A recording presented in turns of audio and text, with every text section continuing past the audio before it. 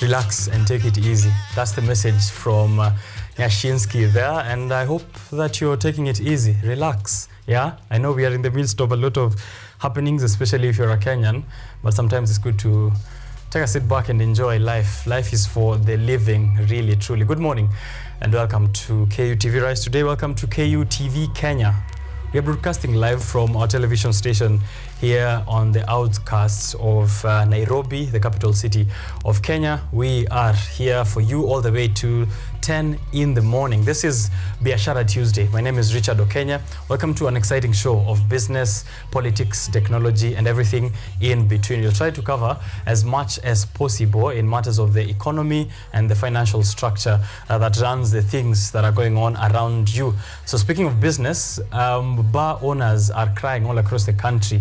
According to DP Gachagua and as well as CS for Interior, that is Kithure Kindiki, it seems that 18,000 establishments have been closed so far from the numbers that they've given out to the media. 18,000 establishments, that is bars, wines and spirits and other pubs which have been operating under either illegal licenses or have been brewing illicit alcohol. And this is that fight from DP Gachagua against drug and substance abuse in the country, which he says is related to the crime, the increase in crime. And CS Kindiki is saying that now so far, due to the closure of these bars, crime rates have gone down. Correlation, causation, that's quite a discussion we're going to have here as well on the show. How exactly is it related? Is it the drugs that are causing crime, or is it the crime that is causing drugs, or are they even related at all? I'll just ask my people here, panelists who are going to join me on the newspaper review section later on, to get to know exactly how that looks like for them and what their sentiments are like, because this is a fight that is mainly focused as well on the Mount Kenya region, and I'm happy to be joined here by one person who's a youth leader at this region in Mount Kenya, has been involved in political parties and as well a commentator in matters of politics. Ngugi Ndegwa has been on the show before, but is joined together with a journalist this morning, Edgar from Ghetto Radio. He'll be here to let us know, of course, also on his side from a journalistic perspective, how do these matters tie in. So that is the crackdown that is happening there, but it's also a season of apologies and new statements. DP Gachagua once more has given his apologies to Mama Ngina, the mother to the former president, President Uhuru Kenyatta. He says that he's very sorry for the mudslinging that he did during the election campaigns in 2022. That's a turnaround of statements there from DP Gachagua, and we're going to see exactly what that means in terms of political alignment. It's not a statement out of nowhere. Speaking of new statements as well, the chairman of the budget committee in parliament and also member of parliament, Ndindi Nyoro, is saying that now KRA, or is warning KRA to ensure that there's public participation before they bring out new taxes, because this is a burden to many Kenyans. That is the chairman of the budget committee in parliament, who is in UDA, saying that KRA is imposing heavy taxes on Kenyans few weeks or few days after he voted in the new housing bill, which is going to collect that housing levy from Kenyans at 1.5%. And have just one comment that will put that irony into perspective. It's from a Kenyan that I saw here in the morning, saying, "The tears of a coffin maker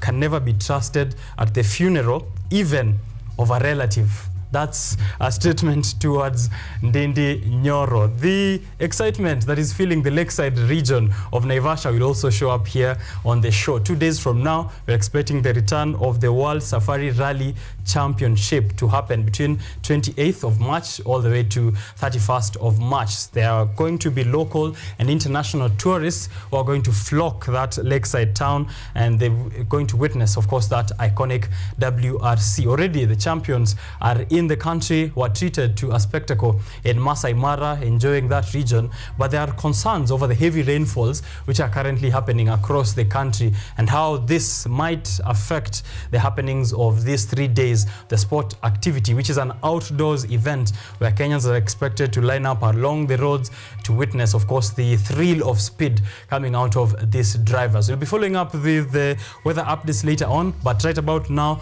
it's raining heavy in Nairobi and other regions across the country, in Kiambu as well. Heavy rainfalls as we are speaking, raining cats and dogs, and more of that is happening. So we'll be giving you the weather updates as well, what you can expect in the coming few days and how to prepare best, and whether this is going to affect WRC.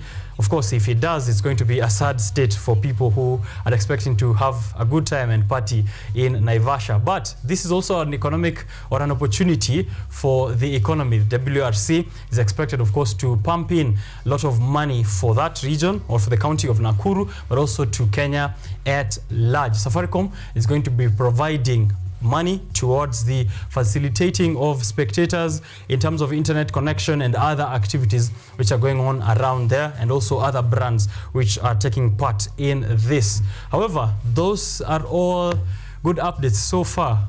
If you are going to hospital this week, and it's a good thing that maybe DP Gachagua and CS of Interior are fighting against illicit brews, because if you fall blind or if something happens to you, you might not get any services at hospital. We are now 2 weeks deep into that strike by Kenya Medical Practitioners and Dentist Unions, plus all the interns who are yet to be posted. We saw the protest last week, or the peaceful protests and demonstrations which happened in Nairobi CBD last week, and are expected to continue this week until CS Nakumicha and of course the Ministry of Health heeds to the calls and the demands of all these doctors according to the CBA of 2017. So which way CS Nakumicha? That's a question we're also going to ask here this morning in the newspaper review section. So make sure that you're tuning in to see if we can find answers and if we can provide direction on what the government should be doing. Of course, also putting into consideration what you guys are saying on social media at KUTV Kenya, at Richard_OKENYE. Those are the handles to use if you're sending us feedback and also letting us know where you are tuning in from. Another conversation that you should be psyched up for is one that I'm having here this morning with the Finance Society of Kenyatta University.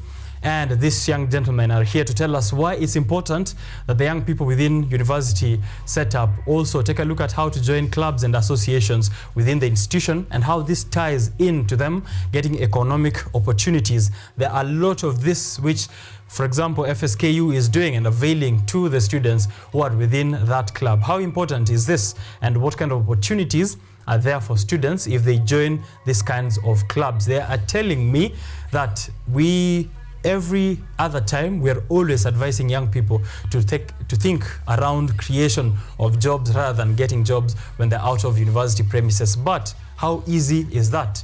You just don't wake up any other day and register a company or register an organization. So how can this be done as early as possible from university setup? That's the conversation we're having with Calvin Inzala, who is the president of FSKU, but also joined by someone else who I will be letting you know of and has been on the show before.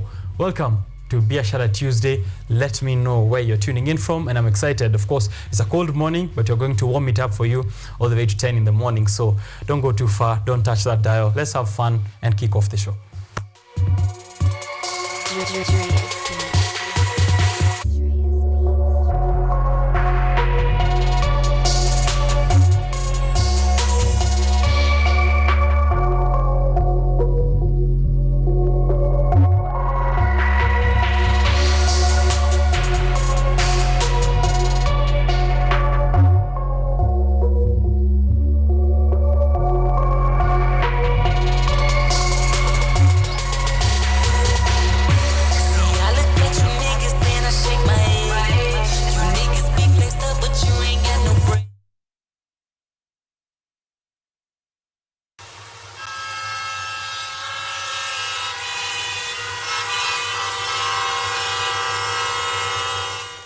So first things first, there are heavy rainfalls, as I said, happening all across the country and majorly in Nairobi and the towns which are around here. One thing that is sad to note this morning is that reports indicate more than 10 people, or as many as 10 people, are feared dead from the flood that was happening yesterday, and one police officer who was swept away as he tried to rescue citizens who were trapped during that heavy rainfall which began yesterday. So be careful out there as you go around your business. When it's beginning to rain, try and seek safe places for haven. Martha Karua, CSC, Martha Karua, Senior Counsel. She's asking Kenha here, what's the explanation of this state of the Nairobi Expressway? There's that fast flow flooding which is happening on the Nairobi Expressway. Videos here are showing that even the top deck KE people are suffering up there as they pay their way to avoid traffic. On the lower deck, hapo juu wanapatana na maji. The videos here doesn't look so good. I'd love to know what is happening for that region this morning. If you're using the expressway, tafadhali tuambie kunaendelea aje. Thika Road traffic from Survey leading all the way to town as early as 6:39 in the morning. It was a parking lot na hatujasonga. This is a picture from 6:39 a.m. and this is another picture from 7:20 a.m. and they are still stuck from Survey. So someone was in Survey at 6:30 and still hasn't gotten to town. Kama uko hizo route tuambie kunaelekeaje saa hizi. I've just seen a traffic cop dismiss an accident on Thika Road. He told the driver of the saloon car to proceed with his journey and stop causing traffic. A matatu had scratched the private car. Case dismissed. That's Grey Marwa observing on Thika Road. Kunaendeleaje huko? The victims are not being taken care of by the police officers here who are manning the roads. Kunaendeleaje huko? A dangerous pothole here near Kempinski Hotel. Kenya wanaambiwa waangalie hiyo mambo. The people are going for breakfast at Kempinski are complaining that there is a dangerous pothole right there at the entrance, and that's the lower deck of Waiyaki Way. Kama ungekuwa expressway ungekuwa na hizo shida. Maji tu uko juu. Leteni kazi hapa tafadhali please, Mathri route and keep Chumba Murkomen. Let's repair these potholes. I can do it. That is Jay Kashed taking this chance to pitch himself as someone who can do these repairs on the roads. Kabianga's finest. Thika Road from Roysambu to Tao ilikuwa smooth, lakini saizi I don't know what to say. That's Kabianga's finest. Githurai bus has just crashed into a driver, causing major damage here. Why are such rogue drivers allowed on our roads? That's the second accident that we are mentioning here on Thika Road just this morning so far. So if you're on Thika Road, please drive carefully. Of course, it's going to be slippery on the roads because of the rains, and also visibility going to be affected. Drive carefully, drive slow, arrive alive. That's the message. Road safety facts: continue using your handset while driving and you'll end up screaming like a passenger in your own car.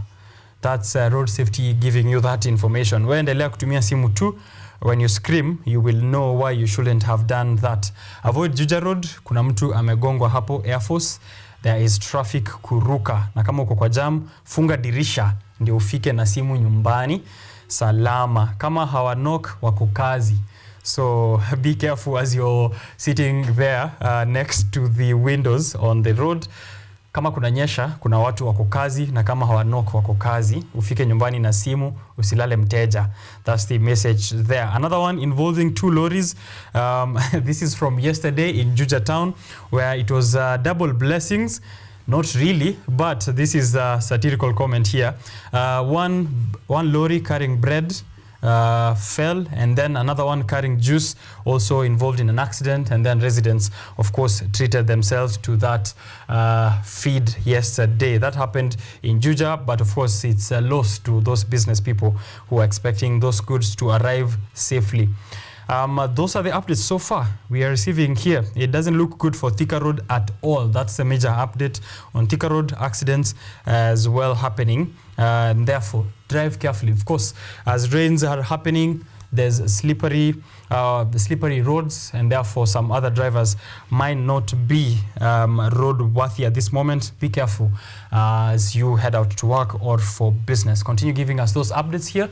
We'll let you know of what's going on. Weather updates, 5-day forecast on what you can expect in the next few days. Today is going to be raining, of course, and cloudy. very little chance of sun, and this is just in Kiambu. But if you're in town, there's not going to be any sun. 28 degrees Celsius in terms of highs and lows of 14 degrees Celsius. Tomorrow, going to rain with thunderstorm expected, so dress appropriately and carry umbrellas wherever you go. 26 degrees Celsius highs and lows of 15 degrees.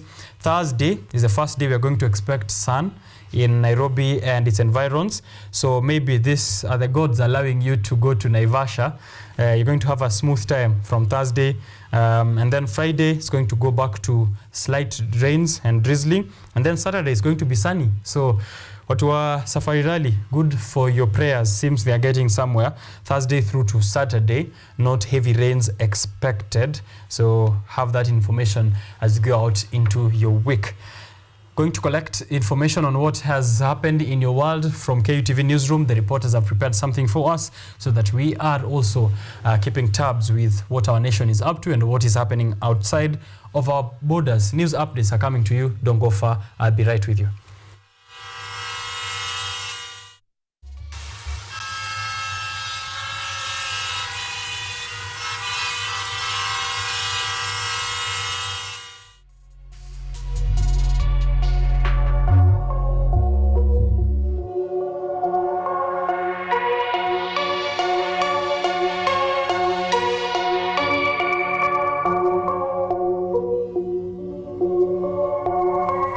Right, the financial spectrum is something that we are very keen on here on Biashara Tuesday, and I'm always glad that the Finance Society of Kenyatta University brings these conversations to us every other Tuesday.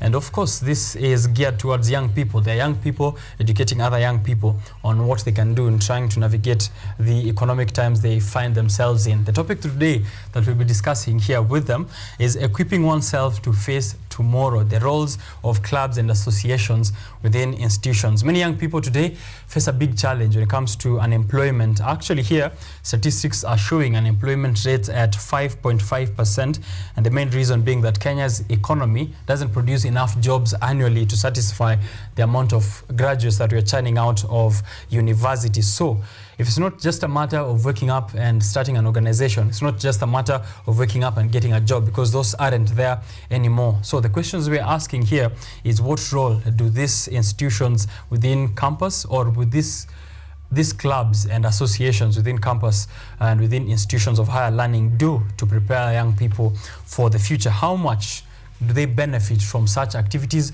or are they just any other fun activities that university students get to engage in? What are some of the barriers that are preventing students from taking part in these activities, and what exactly are the benefits and opportunities that they gain?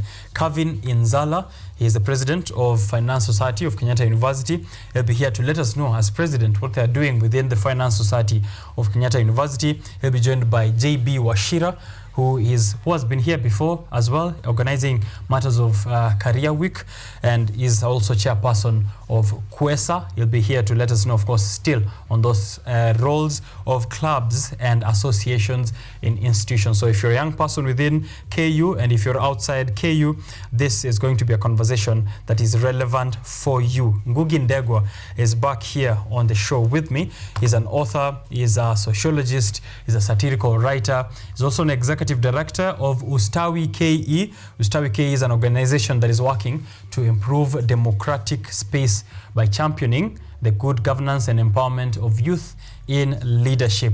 He's seen the great possibilities that Africa has in the creation of stronger political structures and the involvement of young people in steering this development further. He'll be here to let us know what he's been doing with Ustawi KE, but also having a look at the headlines of the newspapers this morning. So grab yourself a copy of the dailies as Ngugi Ndegwa joins us.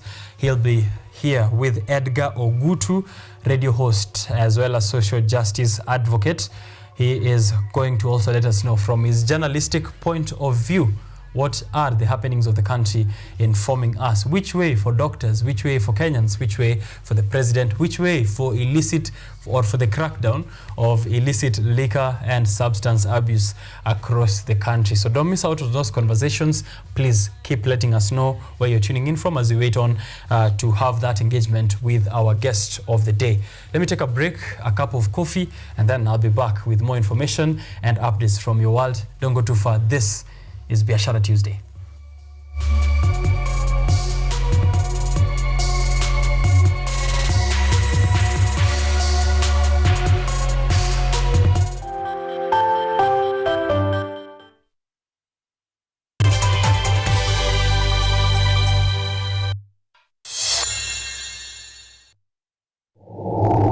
To look for high quality friends. I'm from Kingston, Jamaica, you know Portmore.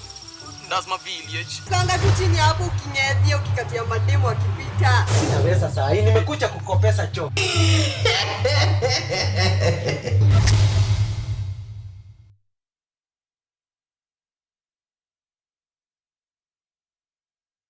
From the farm to the consumer, we explore agribusiness opportunities right here with you.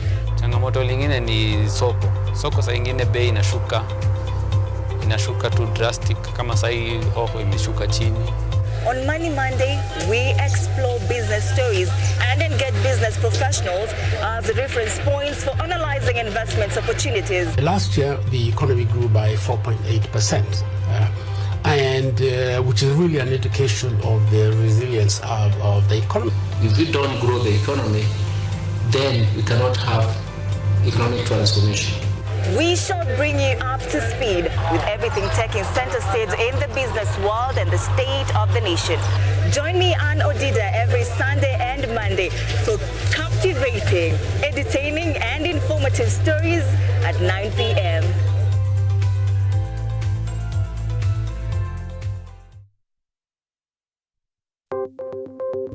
Maelfu na maelfu ya wahamiaji wakiwa na watoto kutoka nchi za Amerika ya Kati wanaendelea kuwasili kwenye mpaka kati ya Marekani na Mexico. But folks, I'm going. Thank you very, very much. I appreciate it. Thank you. Ni habari kutoka pembe zote duniani.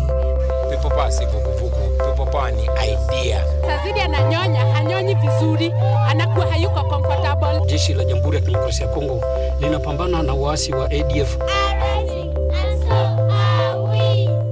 Wanatoa wito kwa mashirika, makampuni na vile vituo vya uchukuzi. Mambo mengi yatakwenda kama yalivyopangwa. Hapa ni kuna mmoja wa viongozi wa chama cha wavuvi katika eneo hili. Zaidi tunajaribu kuwapa chanjo ili ina boost ama inanyanyua kinga ya mwili, hiyo inaenda kupelekea kupambana na virusi. Ni duniani leo, Jumatatu mpaka Ijumaa, moja kwa moja kutoka VOA Swahili, Washington DC.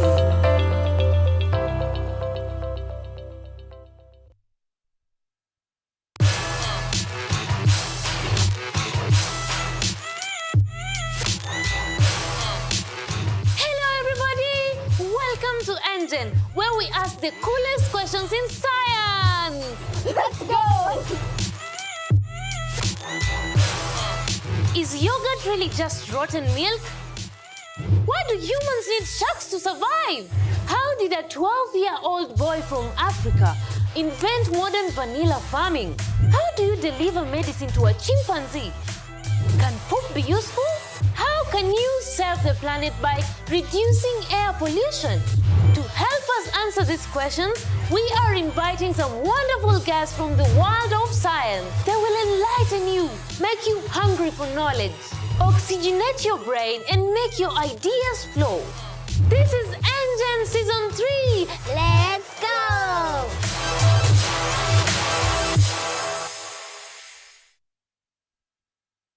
Are you an aspiring media practitioner, a graduate, or you just want to advance your skills in television production?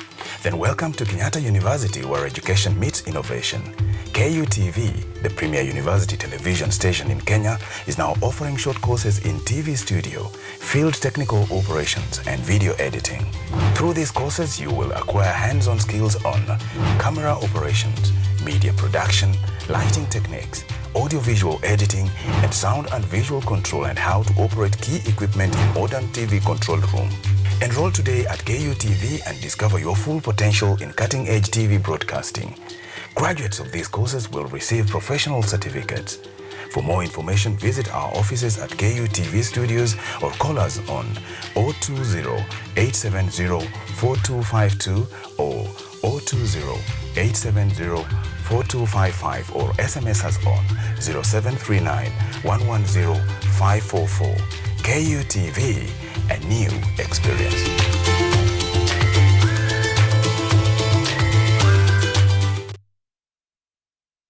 Technology, science, innovation, ICT and research.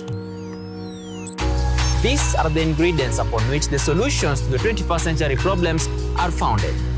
In a world that is rapidly changing, it's all hands on deck to ensure a balance in all fields of life.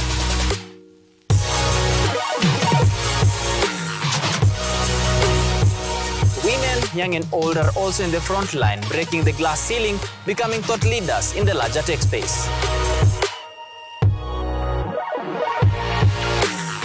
Not forgetting other societies marginalized. And when the tech Avengers come together, we inch closer to a much safer, efficient and sustainable world. What we view as a norm in today's advanced world was just an idea, and for nostalgic reasons, we trace back to the iconic days to bring you the retro tech. On Tech Innovation Show, we encapsulate all the pillars of the fourth industrial revolution, decoded in a language, all for one for all. Every Monday at 8:30 as we push the mantra, keep learning something new each and every day. Only on KUTV, a new experience.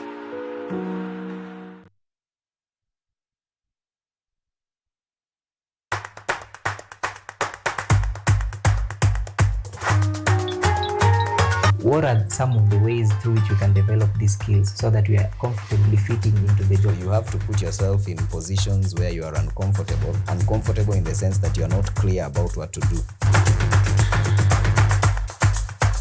Because I used to work a corporate job before.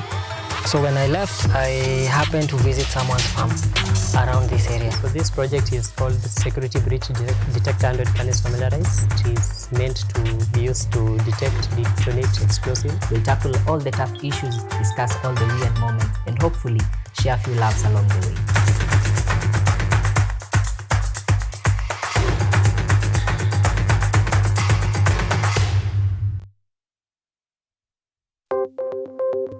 Maelfu na maelfu ya wahamiaji wakiwa na watoto kutoka nchi za Amerika ya Kati wanaendelea kuwasili kwenye mpaka kati ya Marekani na Mexico. But folks, I'm going. Thank you very, very much. I appreciate it. Thank you. Ni habari kutoka pembe zote duniani.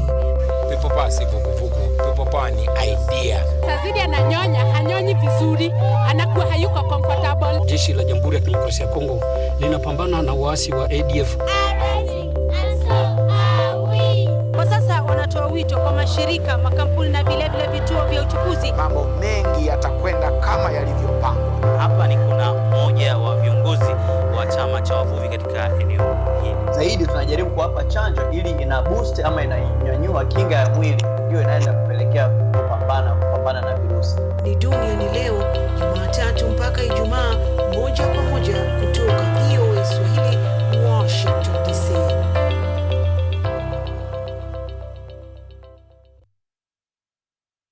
Are you an aspiring media practitioner, a graduate, or you just want to advance your skills in television production?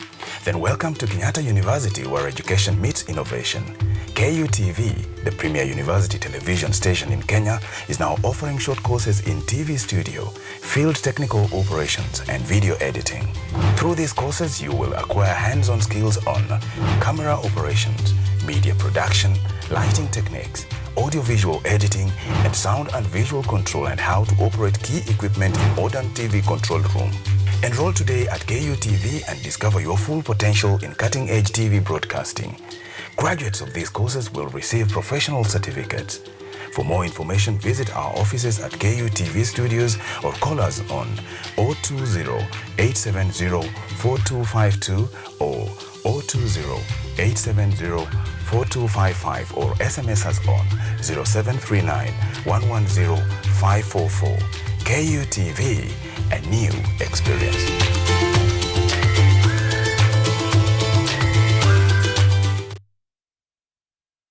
Technology,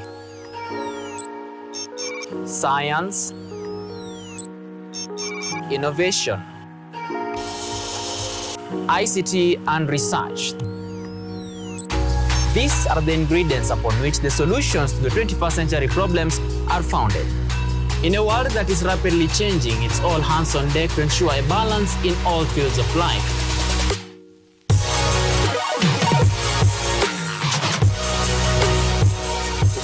young and old, are also in the front line, breaking the glass ceiling, becoming thought leaders in the larger tech space. Not forgetting other societies marginalized. And when the tech Avengers come together, we inch closer to a much safer, efficient, and sustainable world. What we view as a norm in today's advanced world was just an idea, and for nostalgic reasons, we trace back the iconic days to bring you the retro tech.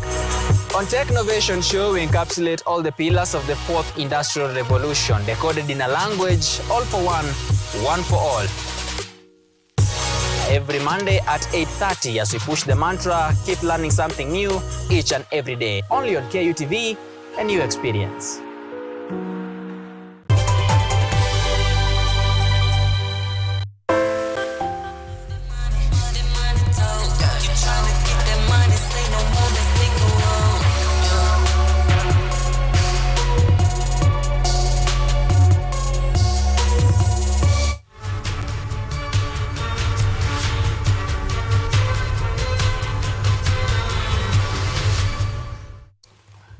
All right, welcome back to Biashara Tuesday. Just please do let us know where you are tuning in from and who else you'd like to tune into the show. We'll give them a shout out. Definitely. Hashtag Biashara Tuesday, hashtag Rise Today, and then tag me as well at Richard_Kenya, at KUTV Kenya.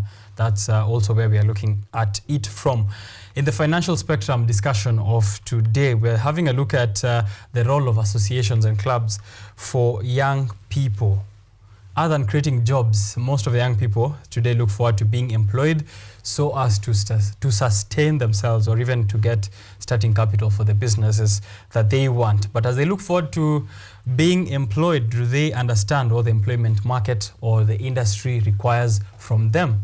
And that's where the clubs and associations come in. We're trying to get exactly the details, or the fine details of how that looks like and what the clubs within Kenyatta University have been up to, or what they are up to even as of the moment. Last week we sat here with the members of the Environmental Club of Kenyatta University. They do let us know they're the oldest club in Kenyatta University and they've been there since 1992.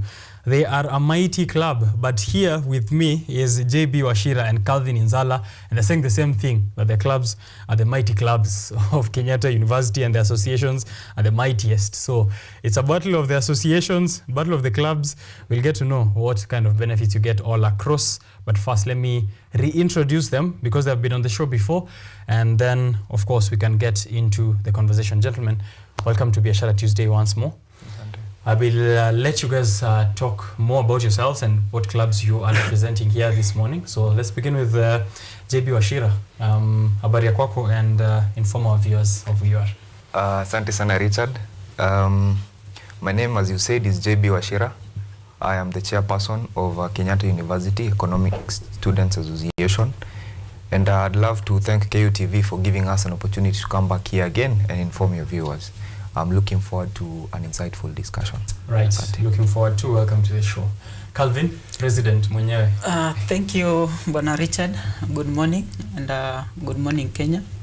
My name is Calvin Inzala, the President Finance Society of Kenyatta University. Thank you for having us here today. Looking forward to a greater conversation. Right. Let me just begin right off with you, Calvin. We've done a lot of engagements here on the show and off the show as well. Yes. I did moderate the National Finance Summit that happened a few weeks back here within Kenyatta University. Of course, I am aware of the kind of benefits clearly of what FSKU does offer, but just maybe to let our viewers know the kind of engagement that we've been having even on the show and even outside the show. How's that looking like for FSKU?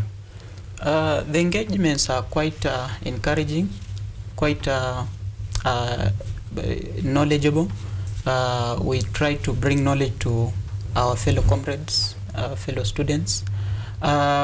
Such engagements that we normally hold for the club to benefit the students merely.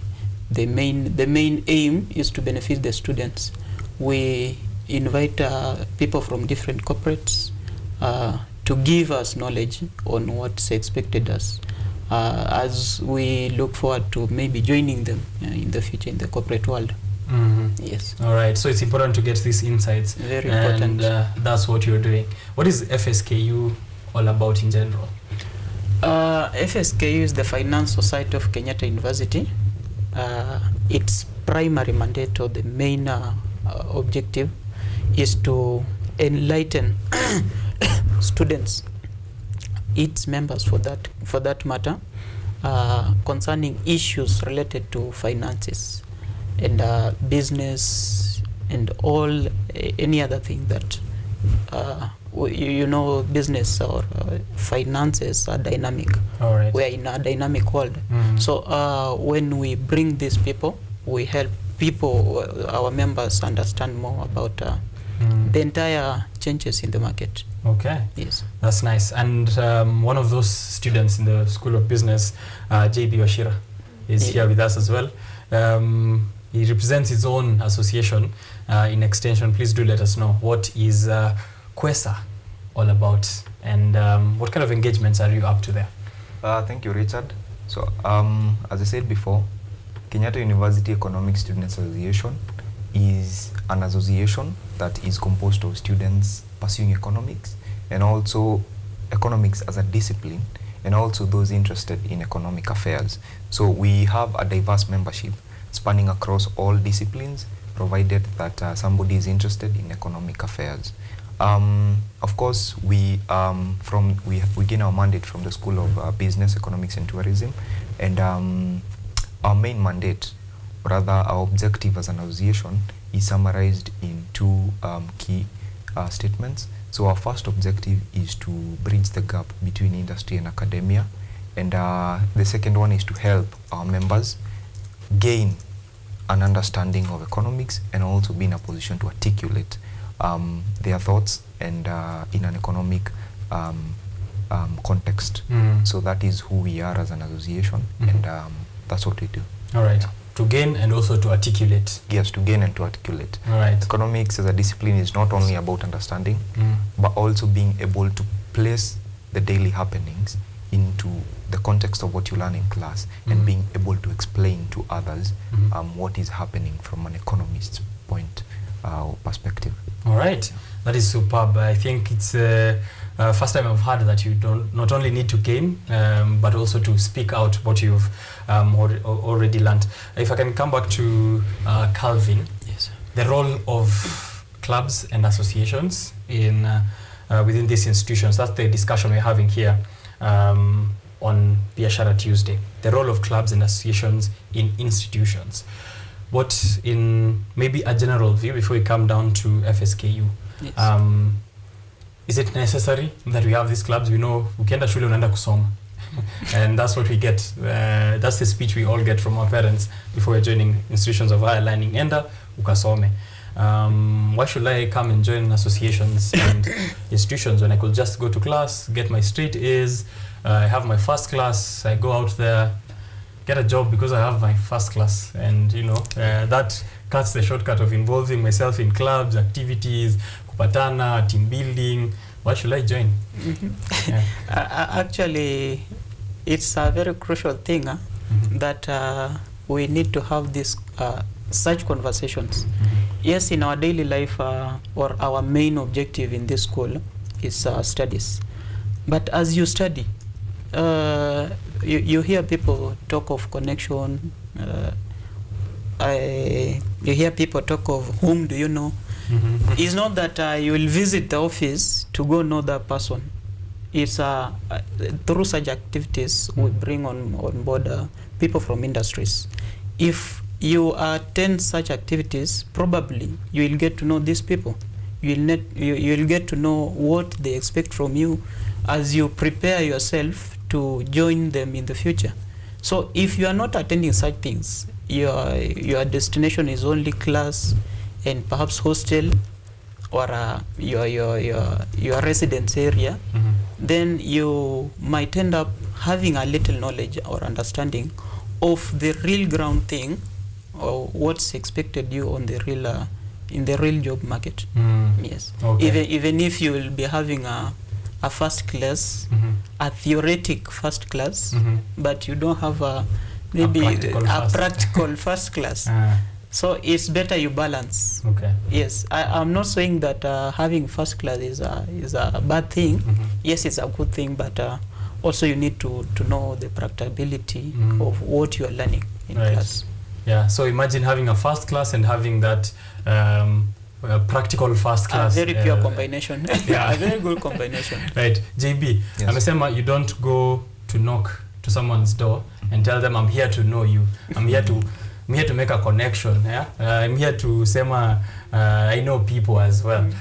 Is that also the same sentiment you hold? Is that the level of importance that clubs and associations have, that they play a huge role for your success outside of campus? Yes, Richard, I agree with what Calvin has said.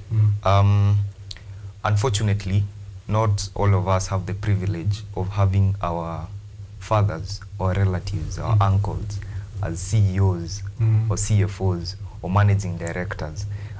So how then do you come to meet some of these people? How do you grow, expand your network? Because as we say, your network is your net worth. Part of how you get to do that is through clubs and associations. But before maybe I touch on the networking bit of it, because Calvin has expounded on it perfectly, I think for me, the role that clubs and associations play mainly is what we call holistic growth of graduates. I think we've come across terms such as half-baked graduates, not all-rounded graduates. And what are these people referring to? They're not talking about people who did not get first class honors or second class upper for that matter. Most of these people already have those academic qualifications. Some of the global trends we are looking at, and of course locally, is the development of artificial intelligence. We are looking at unemployment levels rising here in our country. And I think how we beat that, or our contribution as clubs and associations towards alleviation of unemployment, is through development of soft skills. Yes, I'm an economist. I understand economic theory. I have gotten a first class. He's from finance. He understands finance. But are you able to communicate what you know to the other person? Are you able to engage clients? Are you able to network? Are you able to bring other businesses on board? So those are some of the soft skills that are making us human beings relevant in this era of AI. Any information I might know, ChatGPT knows better than I do. Yeah, but ChatGPT cannot sit Calvin's down and convince him why he needs to engage into this business, why he needs to consume product A, B, or C. So as associations, as clubs, we come in to help people, our members and students in KU as in general, even as they study to get these good grades, they also develop their soft skills, their leadership skills, their communication skills, their teamwork skills, yeah, their problem-solving, decision-making skills. So through interactions within the clubs, through the different programs and events that we offer, then this is the kind of exposure that people get. And you compare somebody who's been involved in clubs and activities from the first year to the moment they're leaving, vis-a-vis somebody who has never stepped into any activity, you will notice a big and noticeable, conspicuous difference. So I think holistic growth for me. Holistic growth. Holistic growth. Yes. Okay. Right. You'll get into the networking bit later. Yes. Right. Calvin, I just want to pick it from where he left it at, or something that he's mentioned there, which is soft skills. This is, let's say, a practicing ground for those kind of interactions that are there outside of campus institution. And now we have you as president of FSKU. Yes. He's mentioned leadership. How has it played out for you? Actually, just as president of FSKU, have you been able to hone your leadership skills through the association? And is this something that is also spread out even through the members? Yeah, I must agree. Leadership skills is one of the main benefits you gain from the club. Other than maybe networking and building your teamwork. So when I joined the first year in this school, I directly got into FSKU as the advisory member, or on the advisory panel. where we used to advise the executive, this what you're supposed to do, this what you're supposed to do. You are doing the correct thing here, you are not doing the correct thing here, you are supposed to do it this way. After time, you get to understand that you are growing something in you. I can do a tactical task. I can articulate my points in such a way that if you look at it, you realize that maybe I possess those leadership skills. But if you bring someone who has never associated themselves in such things, I don't think if they can articulate the same way I might articulate. Not that I'm bragging. Also, the same way the clubs bring us together in our activities, we normally have these conversations. We normally have team buildings you mentioned. We normally have summits, the way the one you attended. In such events, we normally get some of the members to get a view or to enlighten themselves concerning such things. We give them a platform to speak.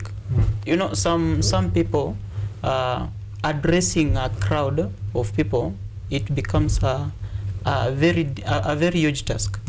They cannot handle with confidence. But with time, right from first year when I joined the advisory, I can say that I can confidently talk to a crowd of people. So it's through the club, through the FSKU, that has given me that skill to confidently stand on my feet before people and address them. Right. But if I had not joined, perhaps I would have not grown my that skill. Yes. Right, public speaking skill. Yes. One thing that I could say, like in general, I've learned there is clubs and associations are a good training ground for most of the skills. Like if you need to try out something or you need to start out to learn a skill or to practice a skill, this is the right place to do. Even with public speaking, as you said, you're not going to get a chance to address people randomly. You know, it's not like you are going to walk into a random crowd of 20 people and tell them, today I want to practice my public speaking, and then you start giving a speech. This is a chance to, you know, participate in club activities, speak to 5 people, next time is a crowd of 100, next time is a crowd of 50. And I think I really like that aspect of using it as a pitching board, a place to just try out, coming back to you, JB, there, I had a question on faculty, because you mentioned a holistic approach to how, you know, students' personal and professional development within school looks like. Do you collaborate with faculty and staff at Kenyatta University or within the school to align your objectives to ensure that still we are sticking within the, you know, what the academic curricula and the learning objectives of these students are? Yes, Richard, we do collaborate with faculty. I think it's important for me to mention that our patron is the Executive Dean, School of Business, Economics and Tourism, and she's part of our decision-making process. And as an executive team, as a leadership team, before we make any decisions, we have to run by the Executive Dean, who is our patron, just to make sure that we're on course. Because remember, even we as leaders, we're still developing, we're still learning, and we are bound to at times not making the best or the right decisions. Most recently, we had our 6th Students' National Economic Symposium, where we had other universities coming on board to contemplate on matters technology and youth employment. And such an activity usually takes quite a number of months in planning. We begin the planning in the first semester, that's in September, all the way to March when the event actually happens. And this happens because it's a consultative affair with number one, our patron, who also appoints an advisory committee that is comprised of other faculty members to advise us as we, you know, engage corporates to come on board, as we source for guests to come share their insights with the attendees and the participants in the symposium. Also, we have what we call industry or corporate visits. While these ones don't exactly align with maybe what we study in class, their essence is in this way. Take for instance, the first semester we toured the Central Bank of Kenya. At the Central Bank of Kenya, you have economists, practical economists, doing what we learn in class. So yes, we have a theoretical understanding of what the central bank does, but through organizing industrial visits, we get a good opportunity to witness firsthand, to get to learn from the people who actually practice what we learn in class. And what that does is that it solidifies what you studied in class, and also inspires those of us who want to become economists and work in the central bank someday. So really it's about exposure. It's about bridging that divide between class and industry, and also it's also part of inspiration. Yeah, that it is possible. When we talk to some of these people, most of them are alumni. They tell us, yes, we were where you were at some point, and guess what? I am here. I am the this and that of Central Bank of Kenya, and it's good to see that even we stand a chance. Yeah. Yes. That you can eventually translate whatever theory from class and apply it and become a successful person. Yes.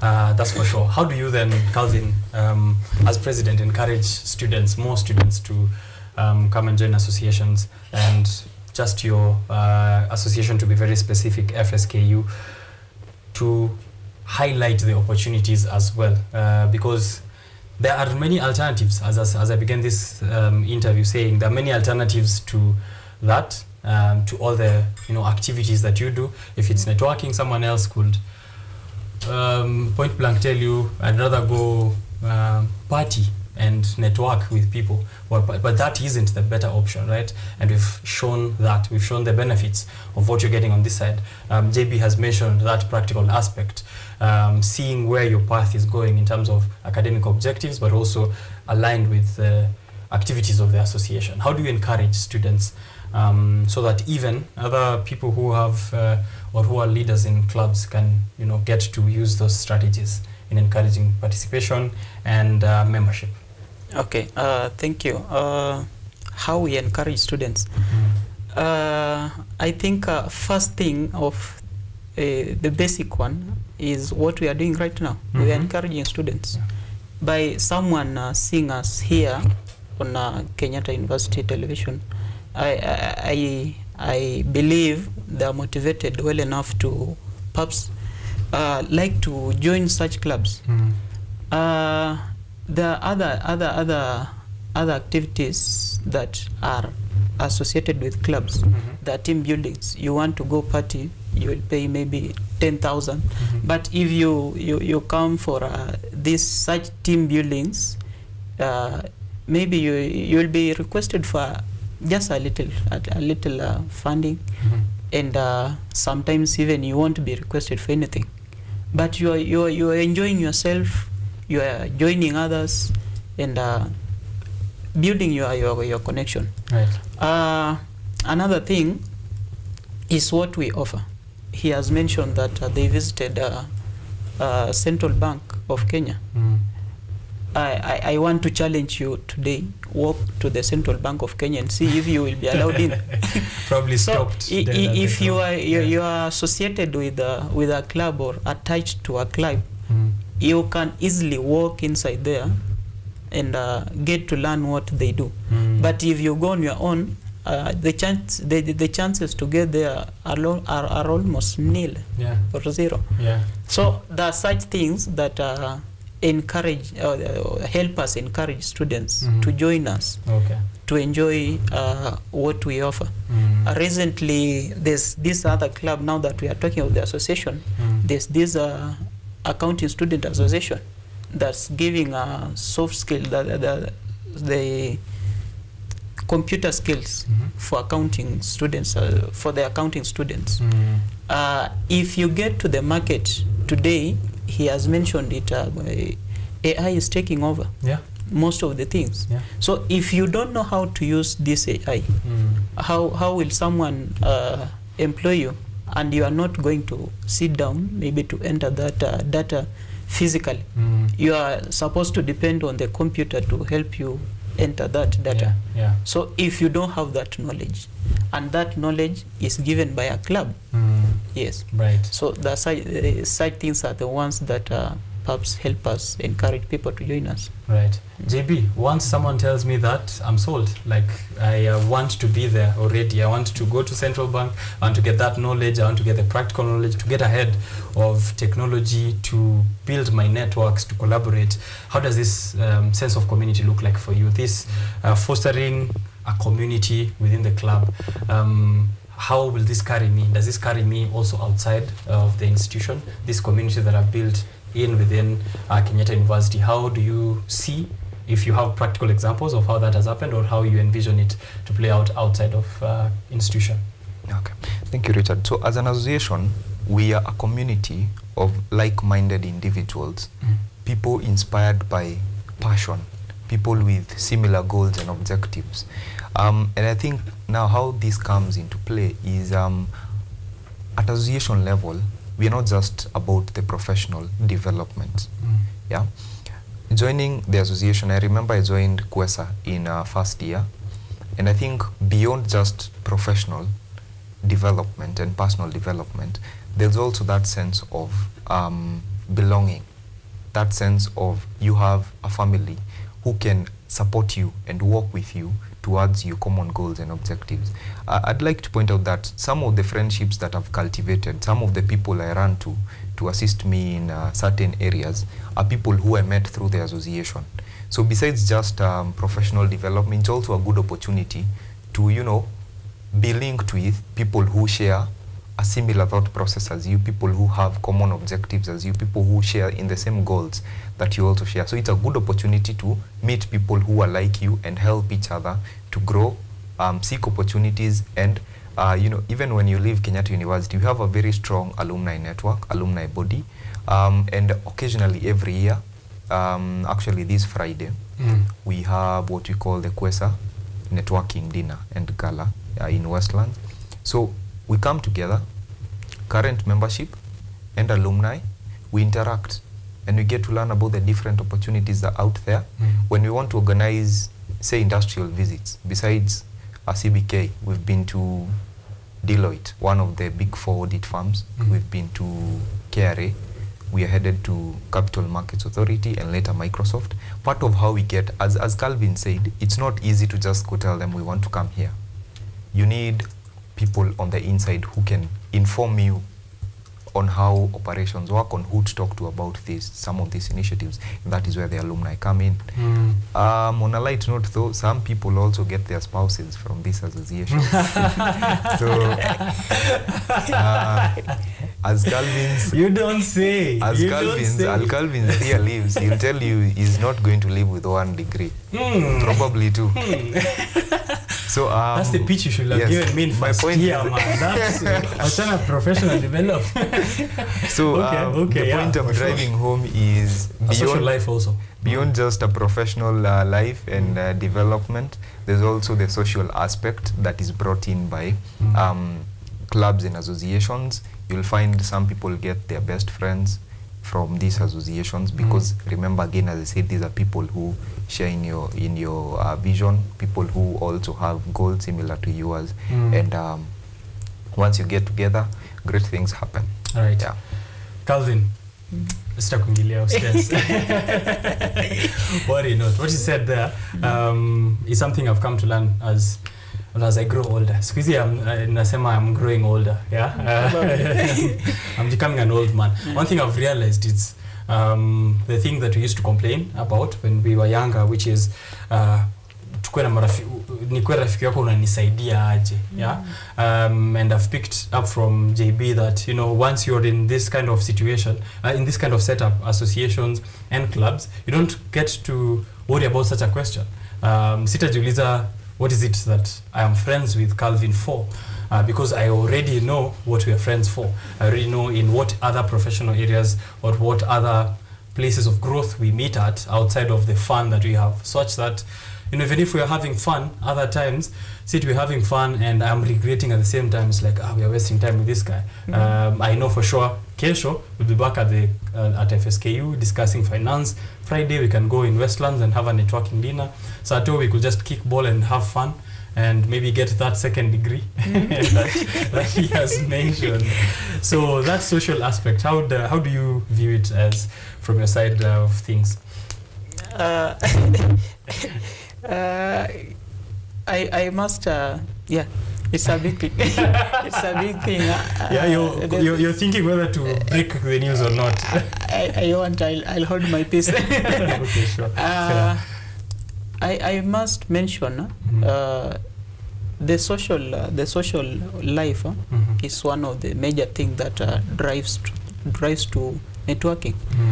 If I know you, not just in class, talking 1, 2, 3, or how the subject was, knowing you beyond classes will help me perhaps understand you better. Sometimes you might get a call asking you to maybe refer someone. How can I refer you if I don't know you? Yeah, I must be knowing you well enough.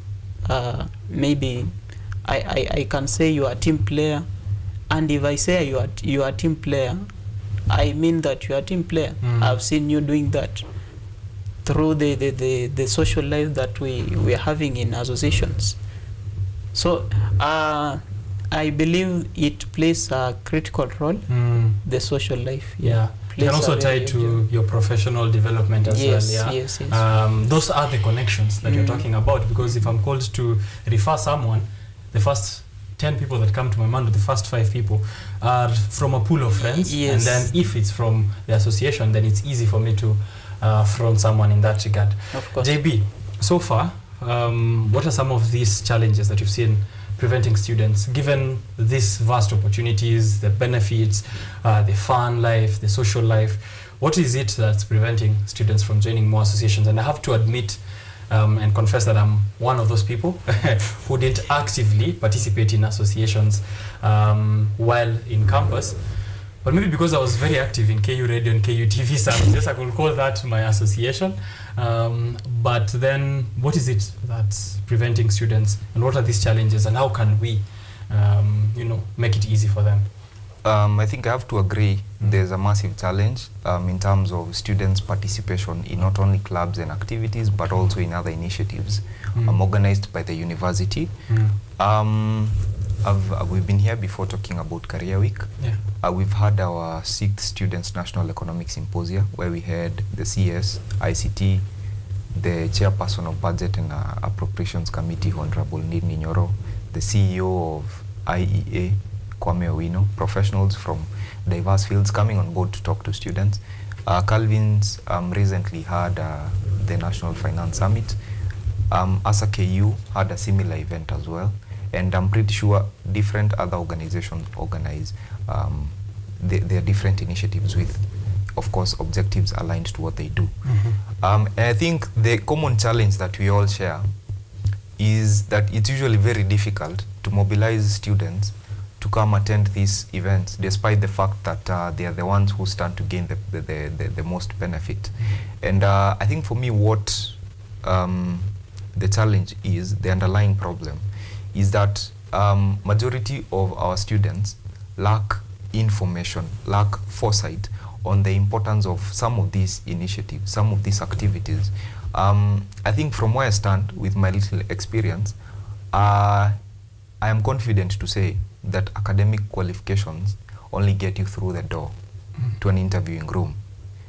But you'll never speak about how you got an A or you, scored a first class within an interview. They want to know, besides, the grades, the academic grades, they've gotten you to the table, then what else do you have to offer?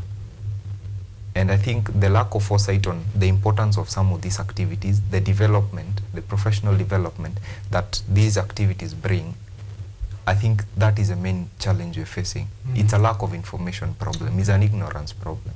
Yeah, because we've put out this information.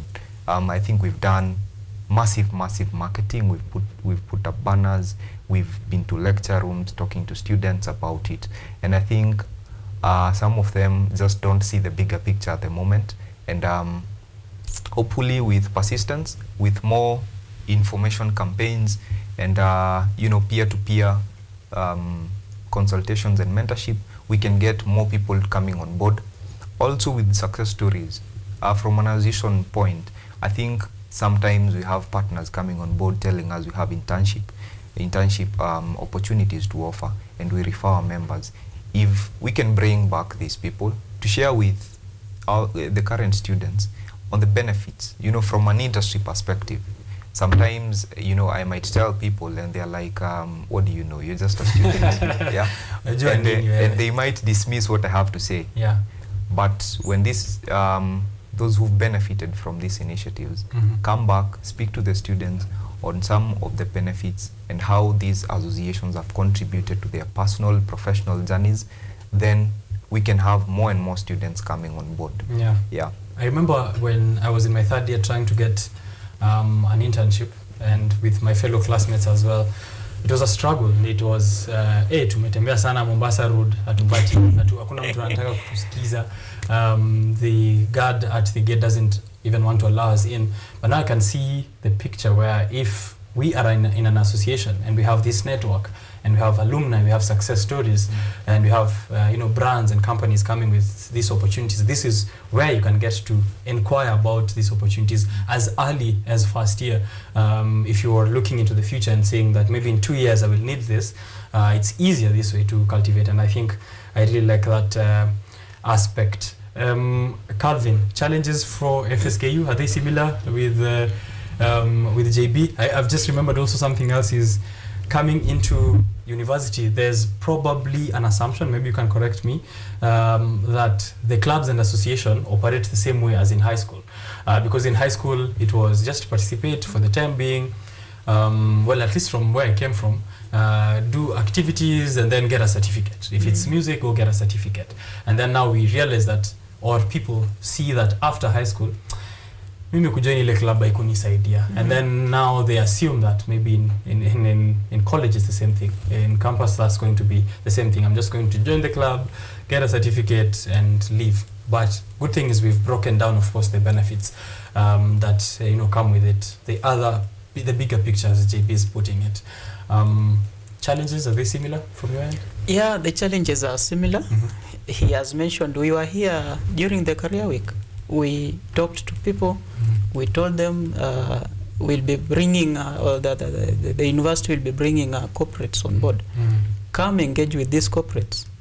Apparently, the graduation square was, there was quite a good number, but if you estimate the total number of the university to that number that was at the graduation square, very low turnout. It was a very low turnout. So we still have a problem, especially as youth. Okay. I think the main hindrance is technology. People assume that they have all this information on their maybe phones and gadgets, but it's better listen to the horse mouth coming it directly from the person who has experienced it, rather than reading on Twitter and so on and so forth.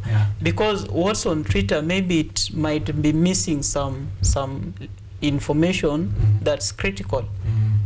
Another thing, we understand the economic is harsh.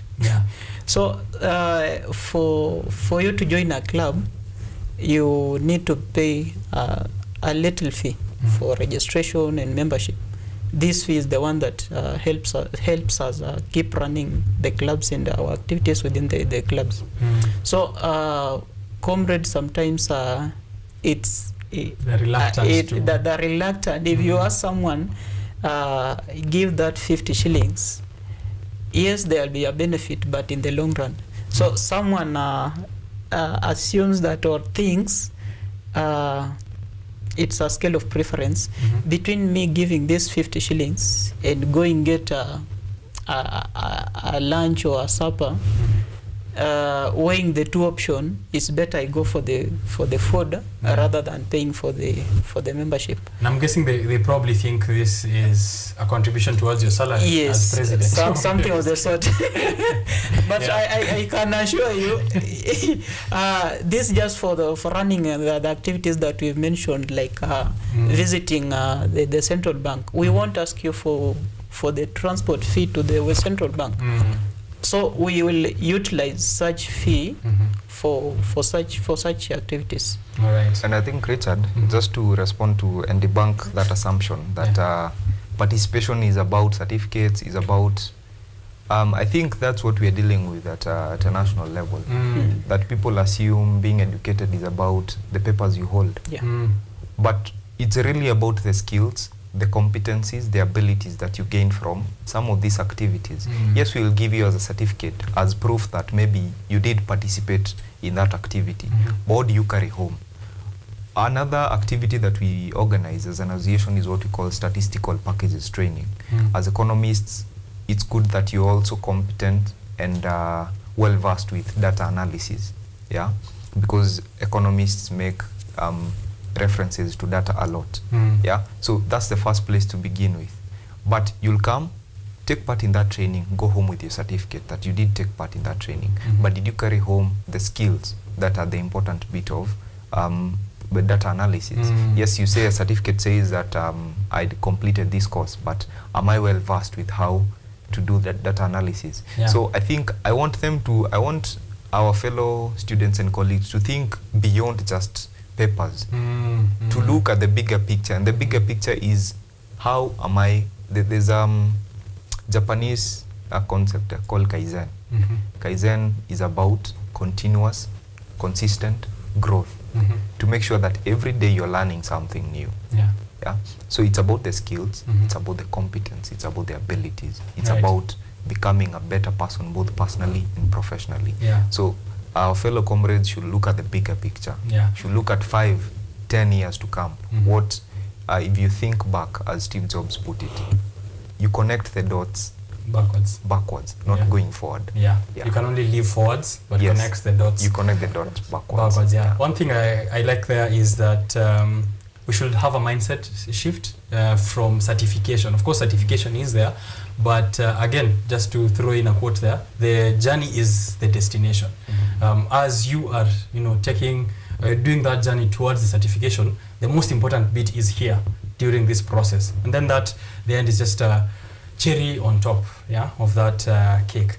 Thank you very much, guys, for putting this into perspective, equipping oneself to face tomorrow. That's what we are trying to tell comrades, the role of clubs and associations within institutions. I think we haven't exhausted, but we've tried to touch as much as possible on the benefits that you get and what you can get to learn and improve on if you join and become a part of this associations. Just to close it up, he mentioned fee.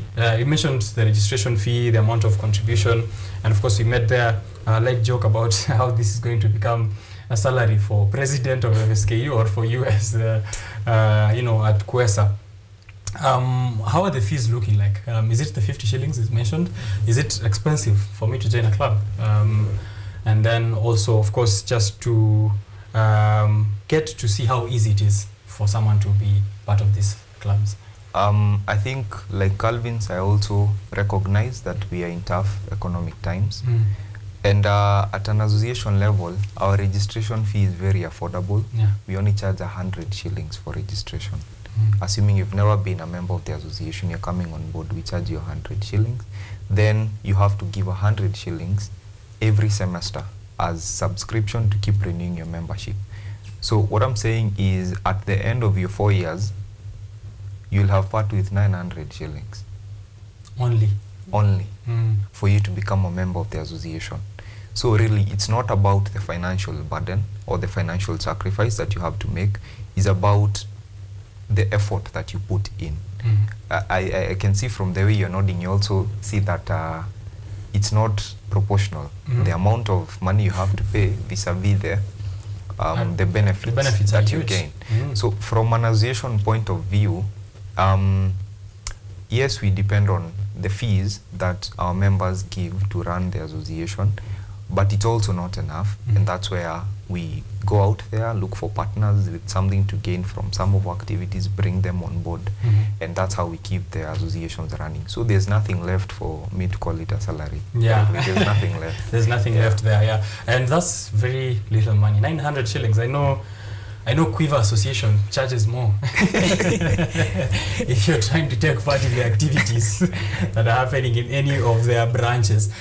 Calvin, we have come to the end of that conversation.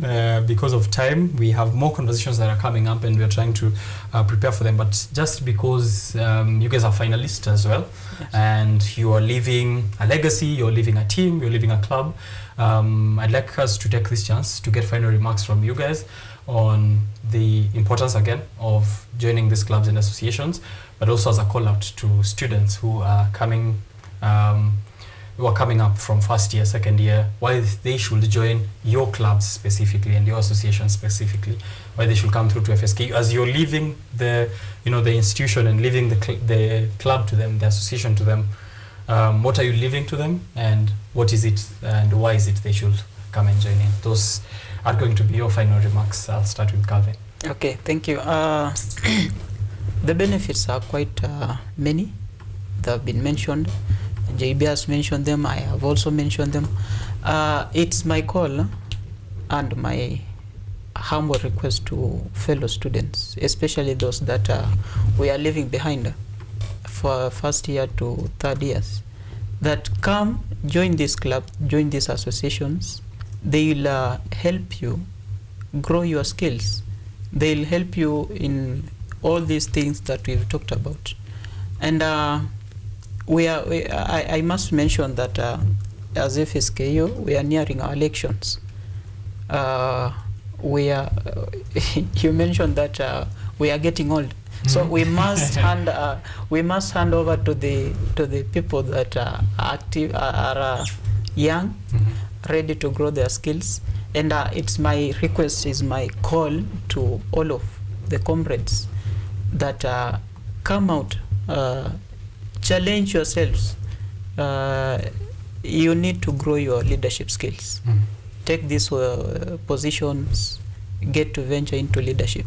And I can guarantee you, I can assure you that it won't go in vain. You'll probably get a lot from it. Right. We also do have this, the activities, the weekly meetings. I had mentioned about them, I think, sometime back. Yeah. The normally on Wednesdays. Tomorrow we'll be having one. They grow your knowledge, not just as a student, but as a Kenyan. What affects you as a Kenyan? What affects you as a person, as a human being living on this planet? That's global. We discuss what's affecting us globally, what's affecting us as a country, and what's affecting us as a school. So come join us. Let's have these conversations.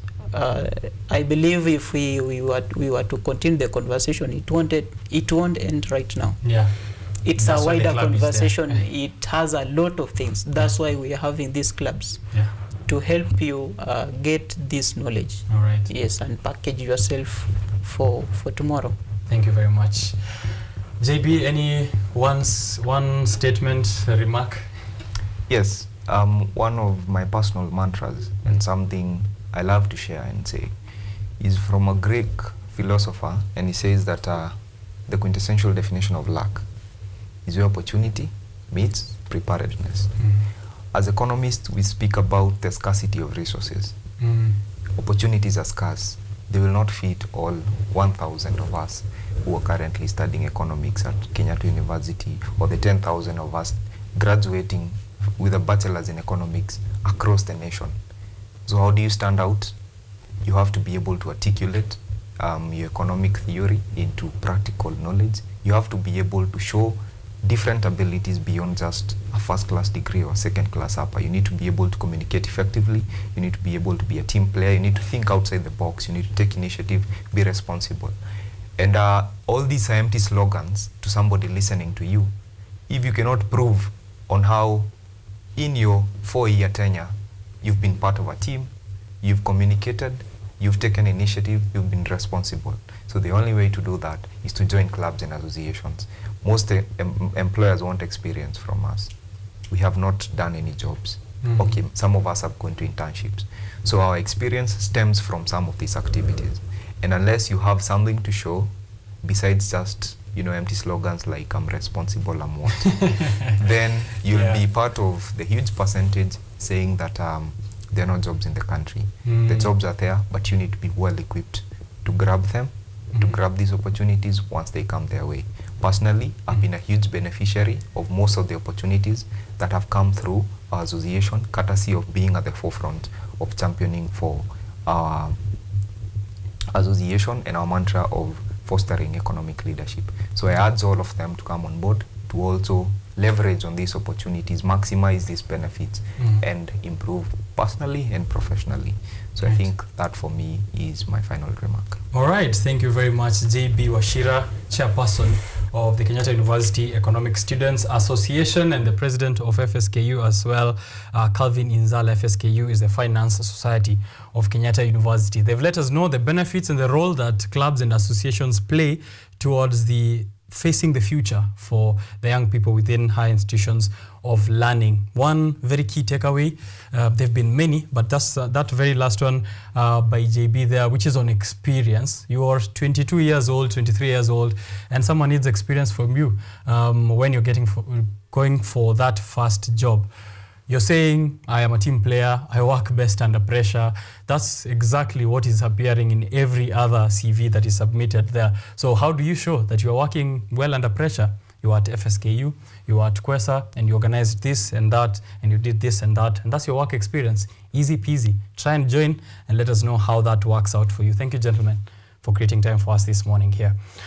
Away from championing youth in academic institutions, we're also looking outside our borders of campuses, and we are championing democracy. We are championing good governance, and we're empowering youth in leadership. How is that happening? Through Ustawi KE, an organization by Ngugi Ndegwa. He'll be here, not for Ustawi KE, for the newspaper review, but we'll also touch a bit on his organization.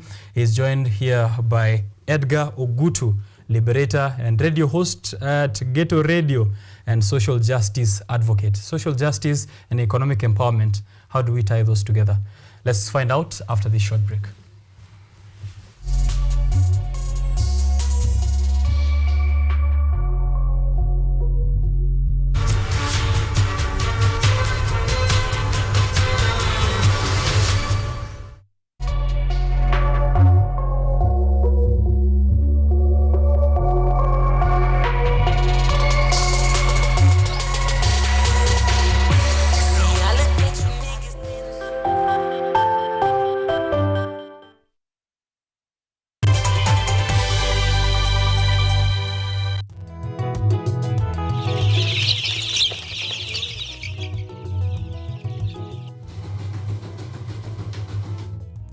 Kaunti maarufu kwa kuzalisha maziwa na ukuzaji wa majani chai. Pia, serikali ya kaunti inawahimiza wakulima kukumbatia mitindo mingine ya kilimo kuzidisha mapato. Kama kuna kikundi moja inafanya biashara ya kuuza kuku, hao pia tumewafadhili kuwafunza jinsi ya kuhandle zile kuku kwa sababu wanaleta kwa wingi.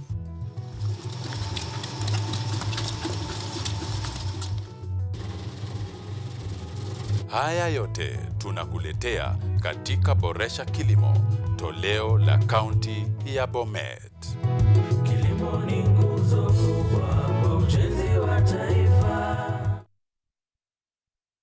Are you an aspiring media practitioner, a graduate, or you just want to advance your skills in television production? Then welcome to Kenyatta University, where education meets innovation. KUTV, the premier university television station in Kenya, is now offering short courses in TV studio, field technical operations, and video editing. Through these courses, you will acquire hands-on skills on camera operations, media production, lighting techniques, audiovisual editing, and sound and visual control, and how to operate key equipment in modern TV control room. Enroll today at KUTV and discover your full potential in cutting-edge TV broadcasting. Graduates of these courses will receive professional certificates. For more information, visit our offices at KUTV Studios or call us on 020-870-4252 or 020-870-4255 or SMS us on 0739-110-544. KUTV, a new experience.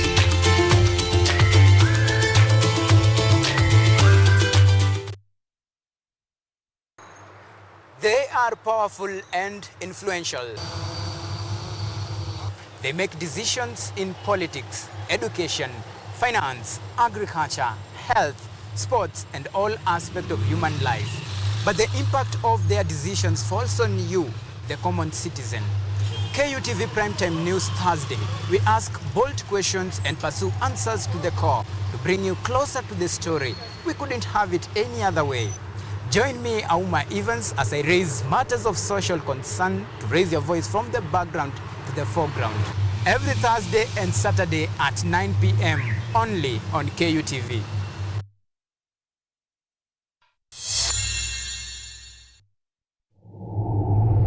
Is it your first time? Yeah, I'm kind of scared, but I can do this. Yeah. Mess with me. Yeah, let's do this, man.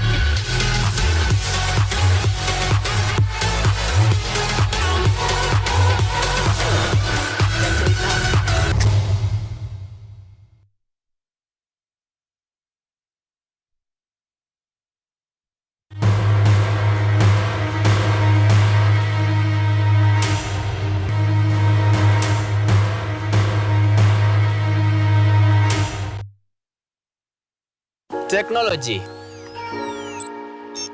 science, innovation, ICT and research. These are the ingredients upon which the solutions to the 21st century problems are founded. In a world that is rapidly changing, it's all hands on deck to ensure a balance in all fields of life.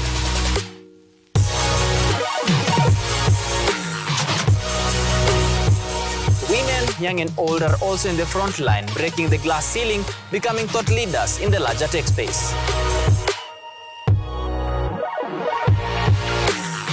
Not forgetting other societies marginalized. And when the tech Avengers come together, we inch closer to a much safer, efficient, and sustainable world. What we view as a norm in today's advanced world was just an idea, and for nostalgic reasons, we trace back to the iconic days to bring you the retro tech. On Tech Innovation Show, we encapsulate all the pillars of the fourth industrial revolution, decoded in a language, all for one for all. Every Monday at 8:30 as we push the mantra, keep learning something new each and every day. Only on KUTV, a new experience.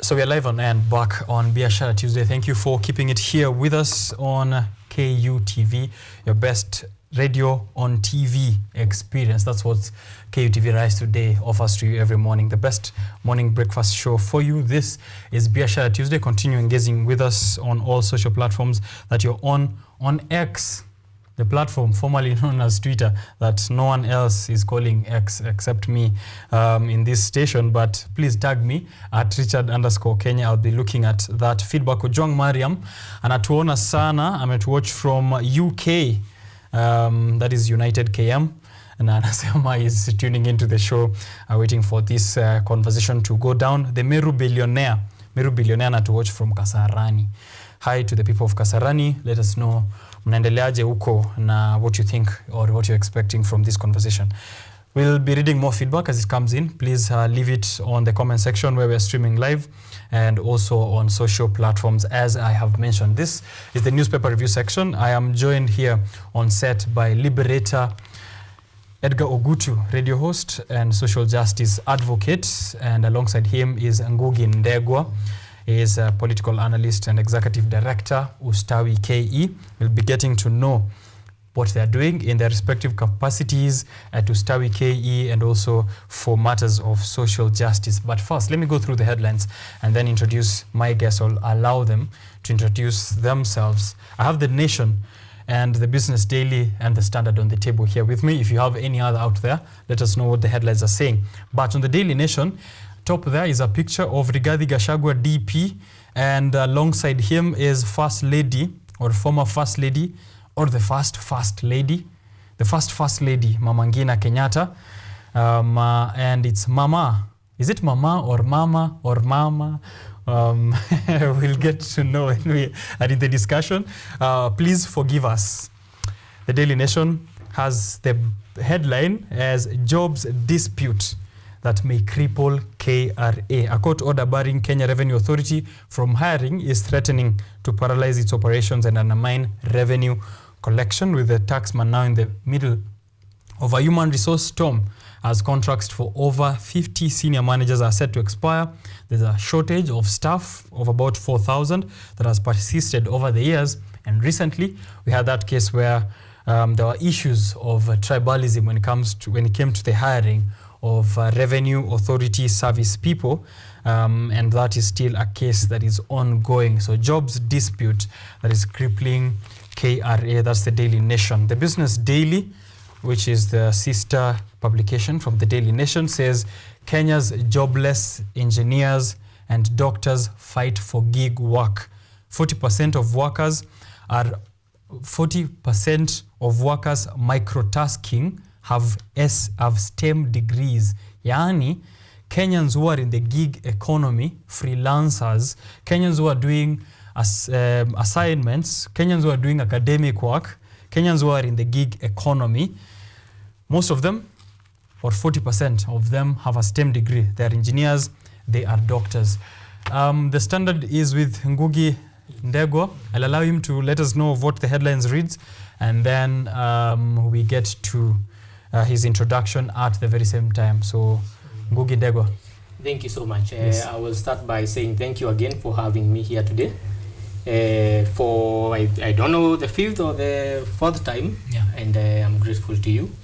Also to say that I'm here on account of being the executive director of the Ustawi Kenya organization, an organization that is dealing with youth leadership and governance.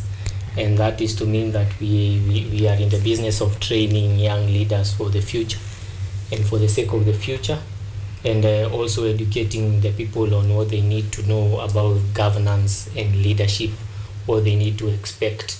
And in a nutshell, that will mean civic education. So I'm happy to be here. And what I think pleases me this morning, and which I see on the headline of the Standard newspaper, is the apology by the Deputy President. And this reads, Gachagua walks back on Kenyatta's attacks.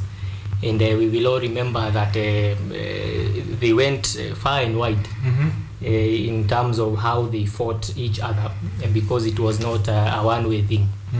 And seeing this, I think there is progress in the politics of this nation, but also there is a lot to be desired. Right. So if we were to elaborate this, I think I'm happy with that the Deputy President is a fast learner in politics. That I will say, I will give him, because I think politically that is a good move. But in terms of how genuine this apology is, we are yet to see. Right. And I hope that, as had been mentioned earlier, that we will be able now to see people who are coming together for the purpose of the development of not only the region of Mount Kenya, but the nation as a whole. Right. So I believe we will need to see most of these issues on the table, including issues of land justice, which have been long-standing. And also on the part of the Deputy President, we will need to see a man that now represents a nation.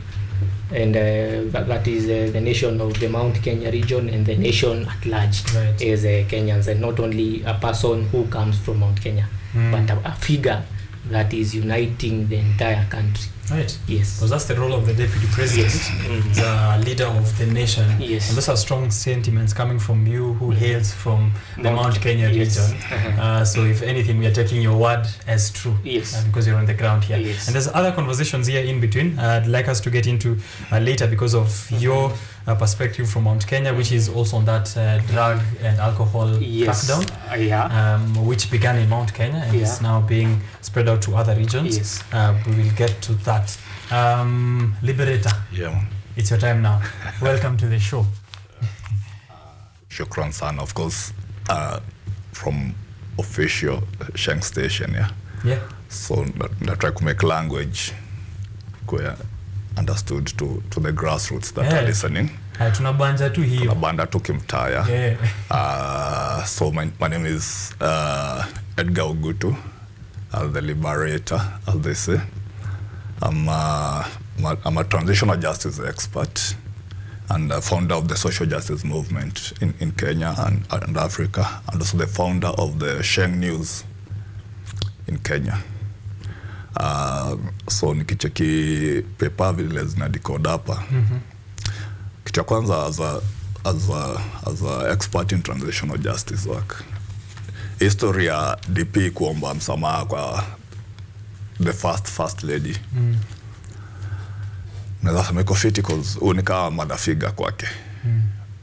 But kitu ya pili is what the Kibaki regime failed to do. Walikata ku establish strong systems that zingeweza kuongelelea mambo ya reconciliation, truth, justice, reconciliation and reparation commission.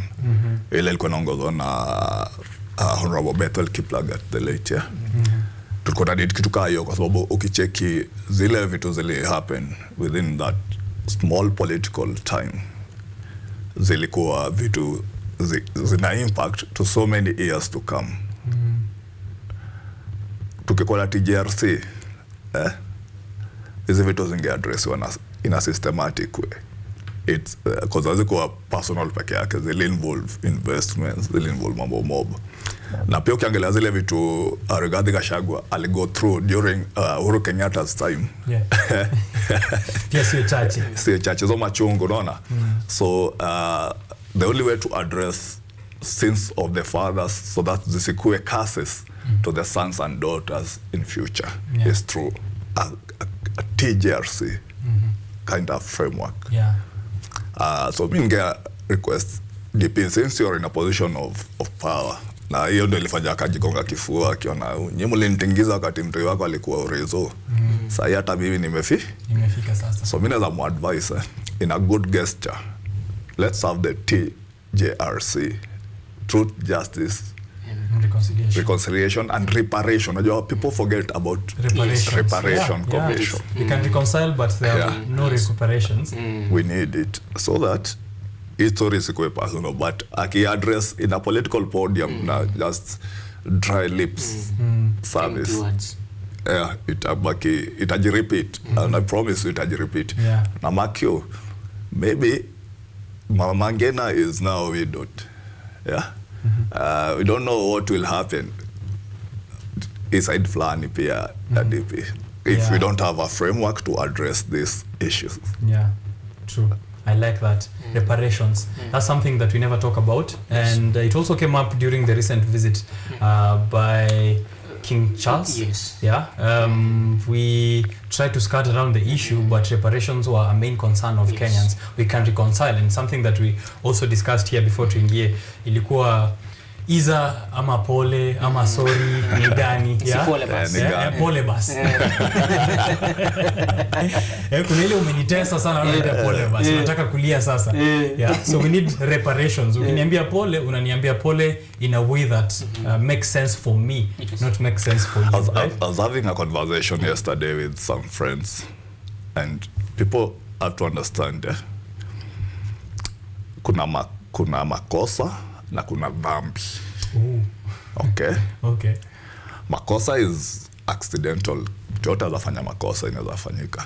But dhambi is when I'm doing something very intentional to you and I know that I'm doing something wrong intentional to you. Unaona? So that's dhambi. Na dhambi has repercussions. Ni kitu itafanya ubebe dhaibu, bebe laana, bebe vitu mingi. It has repercussions. Okay. So in this case, kuna ngori zingine zimefanyika kwa hii nchi. Hazihitaji pole, zinahitaji reparation, inaitwa fidia. Inahitaji reparation. Hazihitaji pole. Pole peke yake izirudisha life ya msee. Na reparation is part of state accountability. But kwa sababu hataki accountability, wananyamazia. Na hiyo inakuliwago. It's there in the budget. It's there under the office of the Attorney General of this country. Unaona? Yeah.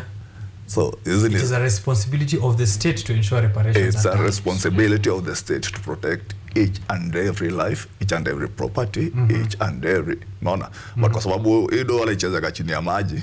So the word reparation is not there even in the mouths of our legislators. Yeah. Right. I see here actually Mr. Washira Kiago, who said, and amesema something similar to what you brought up there, which is his people, that is DP, for sure committed sins against Mamangina, but we are happy with this apology. It reflects remorse. However, hapo yeye ndio ameachia. Acknowledge it's a sin, and as Liberator ametuambia pale, we need reparations. Ni dhambi ambazo ziko na consequences. And also you'll remember that a while back the deputy president took upon himself the burden of ensuring that the issues that are bedeviling coffee farming and tea farming and milk, especially in Mount Kenya, are dealt with.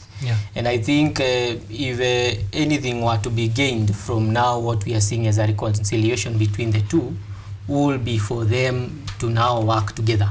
Because you will also remember that the deputy president also alluded to the fact that he is unable to get somewhere with his fight against the brokers, because he says they seem to be too powerful, and now because now they want to reconcile, I think if they were to work together, that is a thing that we will say will be in the past. Very powerful. Among many other things, yes. But you see, when it comes to the issues of Mount Kenya, as you know, when the DP was speaking about this, kuna kakiburi alikuwa nako fulani.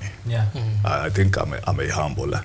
But when it comes to issues of Mount Kenya, kuna a lot of issues angefa ku raise the first family. Especially on the reparation money that was given by the British for the Mau Mau. Yeah, exactly. As that. Okay. Ilikuwa do mob sana, bro. Ilikuwa pesa kibao. I happened to be involved somewhere with the Mau Mau movement through the social justice. And if the Queen's family, because I even expected the king to address it when he was there. Na baka na shito, I wonder, yes, alidrive kuingia machoche za mtaa, but I wonder mbona kukaa na the real Mau people. Why did he go to state? Didn't mean to keep you elders. Alipeana, they gave around 1 billion pounds for the reparation of the Mau Mau fund.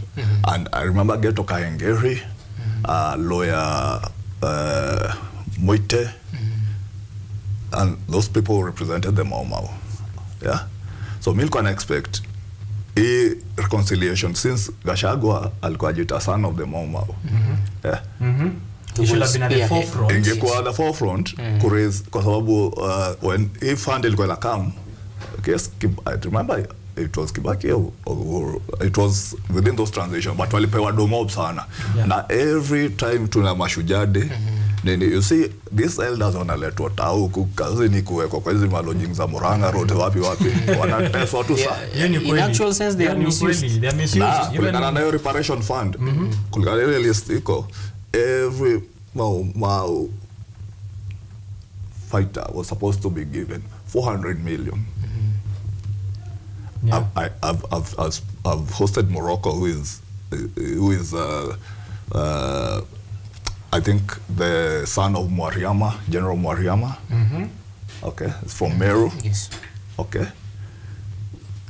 na yeye ndio amekuwa the current chairperson of the Momo. So Gachagua, we don't want a reconciliation yako na first lady ikue ya lip service. Want it to be structural so that is to address what we term as historical injustices in this nation.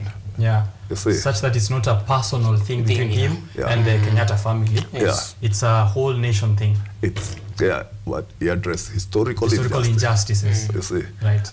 Because you have now the capacity. Now, your forgiveness is a good gesture. Kuna mtu anaweza kata mazuri, Peter anasema ni mazuri, lakini isiwe yako peke yako. Let's use it to address these issues. Right. And again, you know that these are not things that they will have to do a fact-finding mission. Because there exists reports, there exist prayers by the Mau Mau people, one of which was read by Ndwati Mzee Ndwati, I think around 2022. And there are a number of prayers that they have placed to the government, previous governments, including this one that is there. So I think there are no things that they will have to look for. There are things that have been written down, reports that have been written down on Larry massacre and the compensations therein. So and currently, just to add what my brother Ngugi has said, the DP's relationship with the Mount Kenya youth, it's very critical. It's something that needs to be addressed. His relationship with the Mount Kenya youth is not okay. And I wanted us to get to that actually because it's the fight he has currently as well. It's not okay. Yeah. It's not a good fight, you reckon? It's really not. It's not a fair fight. Not fair fight. It's, okay, let's get there and then we see what we can control there. For sure. So here, I just wanted to put it into context for the people who are watching and don't know what this confession is talking about. On page 6 of the Daily Nation, and also it's there on the Standard, you said? It's actually the headline. Yes. Yeah. Yes. So maybe let me read from the Daily Nation and you can let us know what the blurb there the Standard says. Kenyatta family came under heavy attack before and after the 2022 general elections. Deputy President Rigathi Gachagua has offered an apology to former First Lady Mama Ngina Kenyatta for what he termed political madness during the 2022 general elections campaign as he stepped up his bid to take control of the Mount Kenya region. And this actually really did continue even into after inauguration. When they came into power, we saw what happened in the residences of Mama Ngina and former President Uhuru Kenyatta's sons' homes. So this is the kind of apology. But here on the set, my panelists are letting me know that this is that kind of situation where unafika kwa church, una confess kwa priest, anakuambia si tumekuja confess tu na uende. Umekuja confess na uache dhambi. Yeah, umekuja confess na uache dhambi na uende kwa wale umekosea, ufanye what is necessary to bring justice or to ensure there's reconciliation and reparations. So let's get into the question that I have. Sorry. You want to give us a little blurb on what they say there? It is written here that the Deputy President said the words politicians hurled at the former president are regrettable, and he sought forgiveness, saying those episodes should be put in the back burner. So I think he went very big on apologizing even to the first lady, which I think is a good thing. Yeah, it's a good thing. But you see, as a practitioner of transitional justice, this is a leader amekuwa pale, alikuwa rezo wa inchi. Unaona? Kuna vitu ukifanyia elder, msamaha peke yake utoshi. Kuna what ritualistics, what nini tafatu, especially if it's from tumalize hii story from a culture, from a culture perspective. Yeah.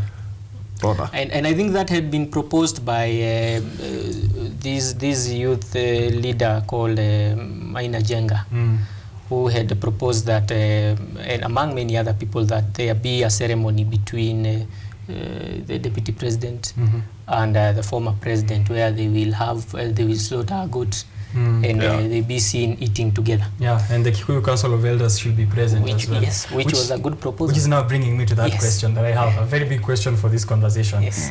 The question or the Mount Kenya. Tuanze na Mount Kenya. Every time we've sat here, even before the elections, Ngugi, me and you, Mount Kenya just has to come up. Yes. Yeah. If you're talking politics, Mount Kenya is coming up. If you're talking reparations, as we have now, colonial reparations, historical injustices, land issues, Mount Kenya region is at the very center of this.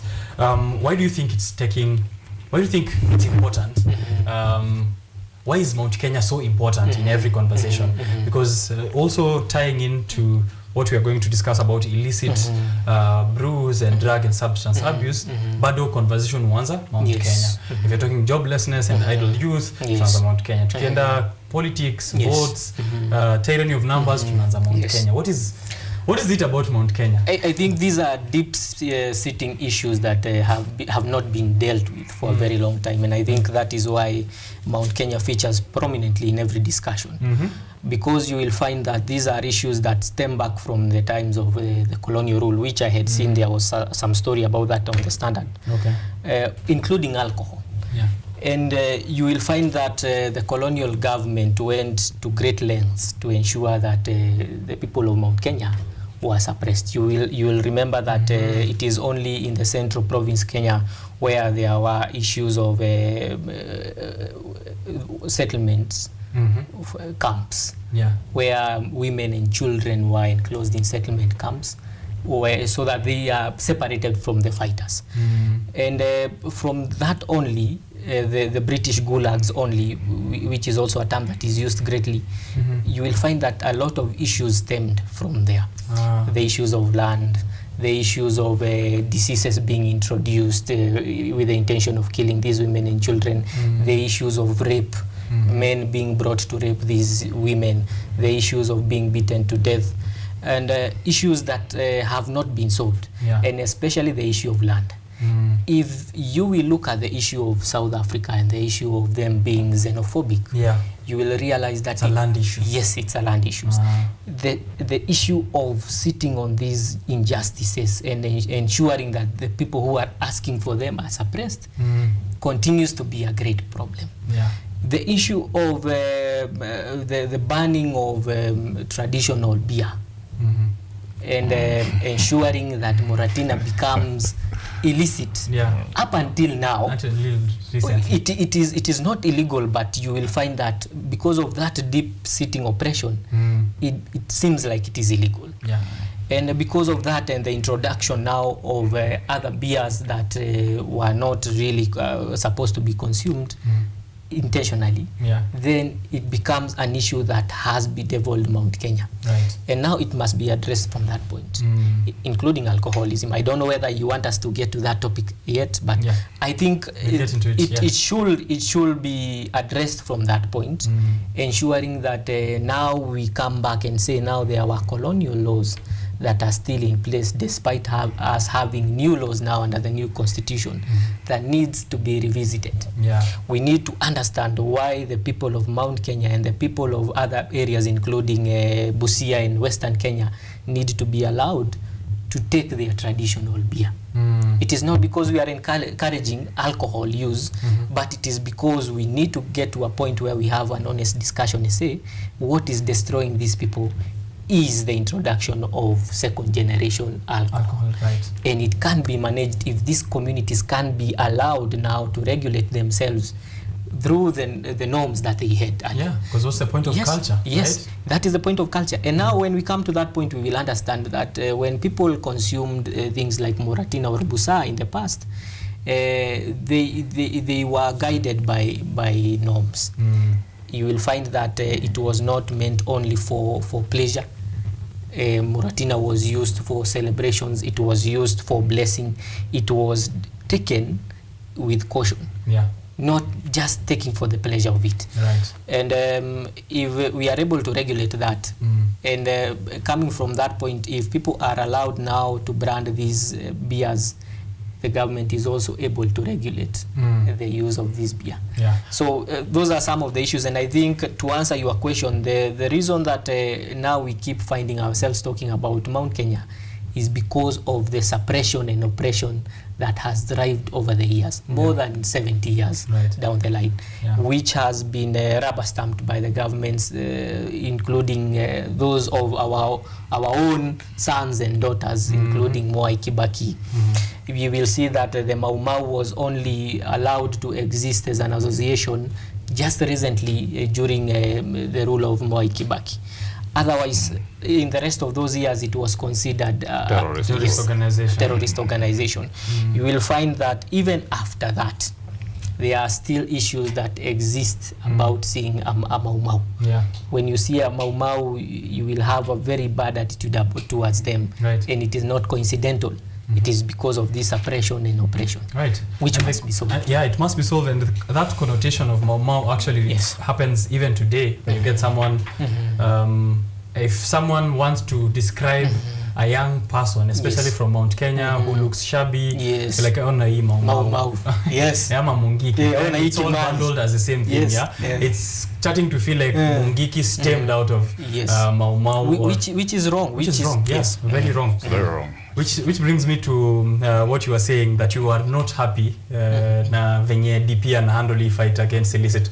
Kitu amesema recently ni that wataleta be cheaper, so that now that helps us to do away with illicit DP acha tu mu address jumina naona hapa zani hata kujiingiza mboka ni mboka hii mboka but to a sober conversation, kwanza the state of the nation, vile watu wanakunywa ni very very sad.